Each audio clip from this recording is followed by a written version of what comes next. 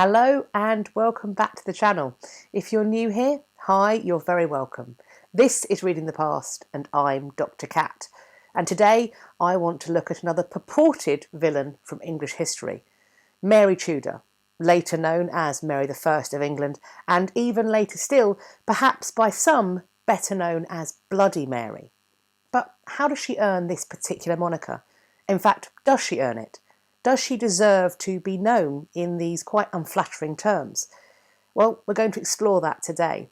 I want to look at her life, her reign and her legacy. Let's go.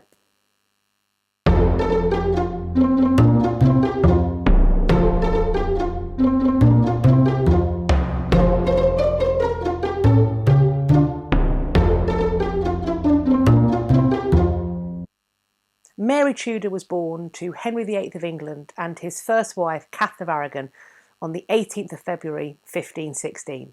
By this point, her parents had been married for nearly 7 years. This was not their first pregnancy. In fact, it was probably their fifth. But Mary was the first and only child that would survive infancy.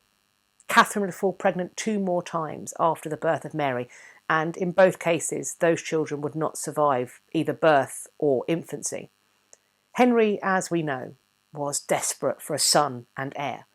But in Mary, he finally had a healthy baby, a healthy child in the royal cradle and in the royal nursery. And he is said to have called her his pearl of the world. At least at first, Mary sat at the centre of the Tudor court. It was around her that everything orbited, all of the hopes for the future. She was beloved by both of her parents, who wanted only the best for her. The best education, the appropriate place in the world, and an advantageous match, both for her and for her nation. In 1518, the 2-year-old Princess Mary was involved in a landmark celebration. It's unlikely, of course, that she would actually have remembered it, but she was betrothed for the first time to the Dauphin of France, Francois. However, this year was also a time of deep sadness within the royal household, for 1518 was the year of her mother's last pregnancy. She delivers a baby girl who was either stillborn or who died not long after birth. Also, perhaps to add salt into the wound, insult to injury, this was also the year when Bessie Blount gave birth to Henry Fitzroy. Mary now has a half-brother, and Henry has a son, albeit illegitimate, but he claims him. The surname Fitzroy literally meaning the son of the king. In 1522, when Mary was aged 6, her future husband changed. The peace negotiation that had seen her betrothed to the Dauphin of France fell apart. Now she was being betrothed to her cousin on her mother's side, Charles V of Spain. He was some 16 years her senior. Just 2 years later, it looked like things were about to change once again. Discussions took place about marrying Mary to James V of Scotland. However, no formal betrothal actually took place. In 1525, Mary is 9 years old, and at this point she is sent to Ludlow Castle in Wales, where she takes up her position as the Princess of Wales. And this is telling.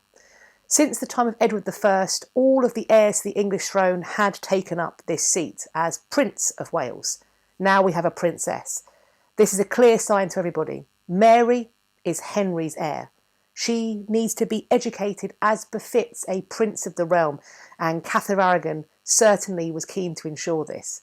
She was going to do whatever she could to make sure that her daughter was ready for that most momentous of roles, as regnant queen of this land. Mary is only at Ludlow for about 19 months, and she returns to the English court in 1527. By this time, her cousin Charles V has married elsewhere, which is perhaps understandable. He is 16 years older than Mary, and presumably he was in want of an heir of his own, and waiting for this little girl to grow up to maturity may have seemed inconvenient. So at this point, they start trying to negotiate for her to marry either Francis I, the father of the Dauphin that she had been engaged to previously, or his second son, Henry, Duke of Orleans. The court that Mary returned to was, however, in turmoil. Mary may or may not have been aware that her parents' marriage was in peril. It's around this time that Henry's attentions, it seems, were taken by another, Anne Boleyn. By this point, he seems to be aware that Catherine is approaching or has gone through menopause. There is not going to be another baby. There will not be a male heir from her. Anne is younger, she is captivating, and perhaps, he hopes, she can provide him with that son that he craves. But why was a son so important, a legitimate son of his blood? He has Mary. He has gone to the trouble of installing her at Ludlow as Princess of Wales. So why is he still on this determined hunt to have a male heir? Perhaps Henry VIII was preoccupied with the fate of the dynasty of another former Henry, Henry I. When he died in 1135, his only surviving child was a daughter, the Empress Matilda. Before his death, he had made his nobles swear an oath to support her as their ruler, or the Lady of England. When the time came, however, her cousin Stephen apparently had other ideas. Between 1135 and 1153 was the period known as the Anarchy within England. It was a civil war fought between supporters of Matilda and Stephen about who would sit on the English throne. The anarchy only ended when Matilda's son, Henry, was recognised as Stephen's heir. He ruled as Henry II from 1154. With this history in mind, we can perhaps understand why Henry was so keen to get himself a male heir. The one time the experiment of female rulership was had in England, it resulted in civil war and anarchy. Women could not, apparently, successfully hold the throne of England. Nevertheless, it is Matilda's son that inherits. It is her bloodline that sits on the English throne. In 1531, when Mary was 15 years old, a time of extraordinary tribulation and emotional pain was really just beginning for her. In this year, her mother, Katherine of Aragon, is banished from court by her father. It seems that Mary never really gave up the belief that her parents' marriage was legal, but because of her recalcitrance and that of her mother, she would find the displeasure of her father very difficult to bear. Indeed, because of this displeasure, the two women, Mary and Catherine, were not allowed to meet or even correspond directly with each other from the July of 1531. In April 1533, Henry VIII announces that he is married to Anne Boleyn. He presents her as his first legitimate wife and England's only true queen. Catherine of Aragon, the marriage was a mistake. She was really the Dowager Princess of Wales, his dead brother Arthur's wife. Their daughter was born in error. She is now the Lady Mary. By September of 1533, Elizabeth is born. So now there is another Princess of England. And Mary no longer holds that title, at least for Henry. She is the Lady Mary. And she is sent to serve in her half-sister's household.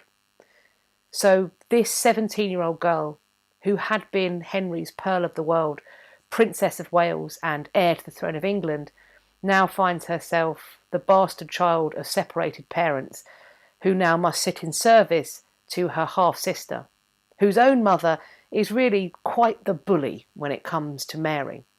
She demands that the people who are caring for Elizabeth and therefore Mary beat her, box her ears and smack her for the, in quotes, cursed bastard that she is. It seems also that her father Henry has little sympathy for her. At the same time, during the early 1530s, and certainly by 1534, so the year after the announcement of Anne Boleyn's marriage and Elizabeth's birth, Mary has also witnessed the destruction of the faith that she grew up in. England, by 1534, is all but divorced from Rome, just as Henry VIII was now divorced from Catherine of Aragon. Some scholars have suggested that Mary's devotion to the Pope and the Roman Catholic faith, which is evidenced both in her time as the Lady Mary but also when she is Queen, may in part be due to the fact that two traumas have overlapped. The separation of England from the Church of Rome, and therefore the loss of many of the things that Mary recognises from her faith practice of childhood and the security it brought, happens to occur at the same time as her parents are being divorced. Mary goes from being princess and heir to the throne to being an accursed bastard. It's telling for me that the Pope and the Roman Catholic faith recognise her parents' marriage as being legal and valid. For them, Mary is the true Princess of England. And perhaps that may go some way to explain why, when Mary does become Queen, she attempts so violently to bring England back in line with the Pope and with Rome. On the 7th of January 1536, Mary experiences yet another tragedy. Her mother, Catherine of Aragon, passes away. On the 19th of May 1536, Katherine and Mary's enemy, Anne Boleyn, is executed at the Tower of London. If Mary had hoped that with this execution her father would welcome her back with open arms, recognising the folly of his marriage to Anne, she was going to be mistaken. Henry would forgive her, but only on his terms. Mary would have to acknowledge that her parents' marriage was never valid, and that she herself was a bastard, just as Elizabeth now was too. Mary fought for as long as she could, and on the 22nd of June 1536, Mary folds. She capitulates to Henry's every demand and signs the document that he has had prepared for her. She acknowledges herself a bastard and the fact that her mother had never legally been married to her father. Mary was 21 years old in 1537 when her baby brother was born. England and Henry finally had their male heir in little Prince Edward. And the relief that Henry and apparently Mary seems to have felt at this healthy baby boy being in the cradle was profound.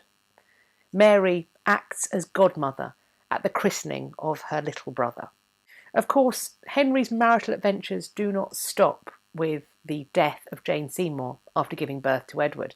Indeed, as we know, he will marry 3 more times. But by this point, Mary is an adult. She theoretically can have a household of her own. She should certainly already be married. So it's perhaps difficult to know quite how much this turmoil would have affected her. Certainly, we know she is in Catherine Howard's household at the time of her fall, although famously, women were not great friends. In July 1543, Mary gets her final stepmother, when Henry marries Katherine Parr.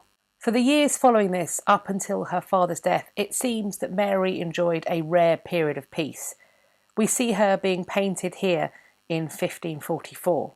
However, with her father's death on the 28th of January 1547, her little brother Edward becomes Edward VI, and his rule is managed by a regency council that at first is headed up by the apparently fervently Protestant Protector Somerset, Edward's uncle.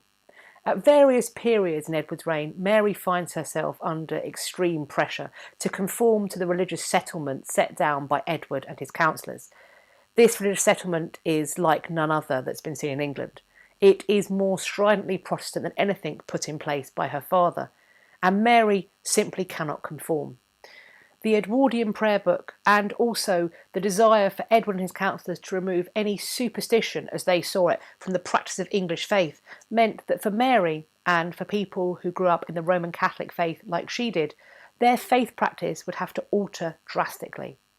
The mysteries and miracles and imagery that they had grown up with were being stripped away.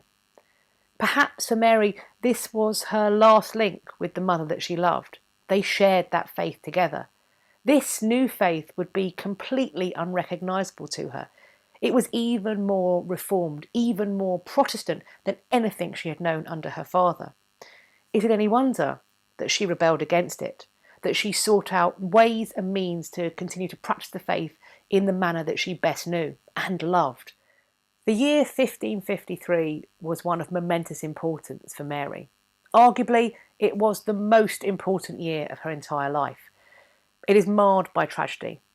On the 6th of July, her godson, half-brother and king, Edward VI, passes away. And it must have stung, I think, when she realises that her little baby brother Edward has written his own device for succession, which writes her and their half-sister Elizabeth out of the running, and instead places Lady Jane Grey, their cousin, as Edward's Protestant heir to England. I think almost everybody is surprised that Mary doesn't take this lying down. Instead, she rallies some troops, and this armed militia marches on London, determined to claim her birthright.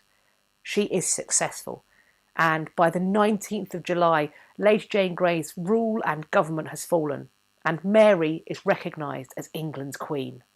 Almost at once, Mary seems keen to put right what she perceives as some wrongs. She has always known that her parents were legally married and that she was a legitimate daughter of that marriage. She also knows that England should not be its own church, that it belongs more properly under the Holy See of Rome and the headship of the Pope.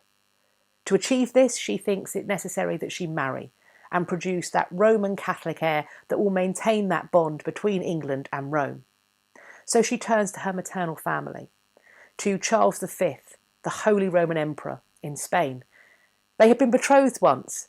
He now feels that he is too old to offer his hand in marriage, but he suggests his son Philip, and Mary gladly accepts. With news of this marriage spreading across England, people become concerned. If a wife must be ruled by her husband, what does that mean when that wife is a queen? Will England become wife to Spain and the Holy Roman Empire? Will Mary as queen take England as a vassal to this other nation? Many people in England were unhappy with the idea of this Spanish match, and in March 1554, minor nobleman Sir Thomas Wyatt rebels. He intends to depose and kill Mary and put her half-sister Elizabeth on the throne in her place as a Protestant queen. Mary puts the rebellion down.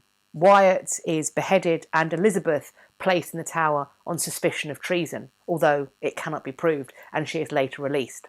On the 19th of July 1554, Philip of Spain arrives in England, and on the 25th of July, Philip and Mary marry. In November 1554, the formerly exiled Cardinal Reginald Pole returns to England as papal legate. In a ceremony held before Mary and Philip, England rejoins the Holy See of Rome. The English Church is now once again part of the Roman Catholic Church, which is headed, of course, by the Pope. But this was just a ceremony, a lot of words being spoken, and it seems Mary recognises that words are meaningless without deeds to back them up. And if she wants England and Rome to remain joined as a Holy Mother Church, she is going to have to act to change the very character of her populace. And the way she chooses to act is with burning. Statistically, Mary burns 300 Protestants at the stake for heresy. Many of these burnings are represented in Fox's Book of Martyrs, which I've got a video on that I'll link in a card up here. Perhaps the most shocking and arguably vindictive of these burnings occurred on the 21st of March 1556. It was the burning of Thomas Cranmer, who had been Archbishop of Canterbury under Mary's father and also in the reign of Edward VI. As Archbishop of Canterbury for Mary's father, he was responsible for divorcing her parents. And with Edward VI, he also moved through a lot of doctrinal changes. He also supported Lady Jane Grey as Edward VI's successor. Cranmer was put on trial and imprisoned by Mary for both treason and heresy, his treason being the support of Lady Jane Grey and his heresy being his faith practices. Cranmer would have been a man in his 60s while all this was taking place. He would be 66 at the time of his death, so perhaps we can understand why he was so frightened of the thought of being burnt to death.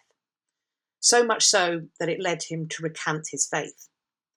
He was taken about the country and made to make public recantations. The last of these were in Oxford. By all rights, by recanting his faith, he should not have suffered the death of a heretic. But it seems that Mary was resolute. Cranmer would burn. At his last recantation publicly in Oxford, he had prepared a script that had been checked over by those who were making him speak. But knowing he would burn, at the last moment he decided to change this script. He got up in public and recanted his recantation. He renounced it.